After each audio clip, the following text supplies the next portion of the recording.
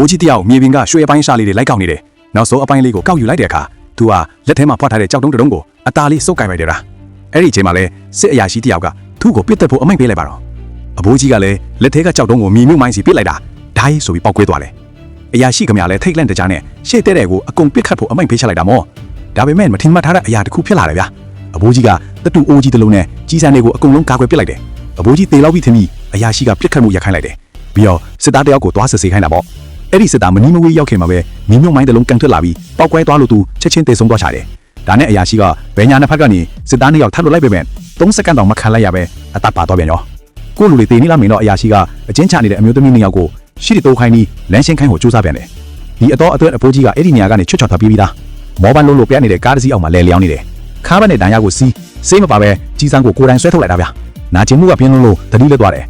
အခုတော့ရန်သူစစ်သားတွေကနန်ရှာကွေးတွေနဲ့အတူအနောက်ရောက်လာကြပြီသူတို့တန်ကြားမှာအဖိုးကြီးနိုးလာတယ်အမြန်ပဲရွှေတွေသိမ်းပြီးကားအောက်ပြန်ပုံးလိုက်တယ်စစ်သားတွေကသူ့ကိုမမြင်ဘူးဒါပေမဲ့ခွေးတစ်ကောင်ကသူ့အသွေးနှံကိုရသွားတယ်အဖိုးကြီးကရန်သူရဲ့ဂျကာအောက်ကိုတွားသွားပြီးဓာတ်နဲ့စီးတန်ကီကိုခွဲချလိုက်တယ်တက်ရှိတွေကိုလောင်းချလိုက်တာပေါ့ဒီလိုလုပ်လိုက်ရင်သူ့ရဲ့သွေးနှံပျောက်သွားမယ်လို့သူထင်ခဲ့တာဒါပေမဲ့မားသွားတယ်ဗျာခွေးကတက်ရှိနှံမှာထပ်ရသွားပြီးဟောင်းလိုက်တယ်စစ်သားတွေကကားကိုရပ်ပြီးရှာဖွေစားပြတယ်အခွင့်အရေးရတာနဲ့အဖိုးကြီးကမျက်စိကိုအတင်းပြေးတယ်ခွေးကသူ့ကိုထပ်တွေ့သွားတယ်စနိုက်ပါက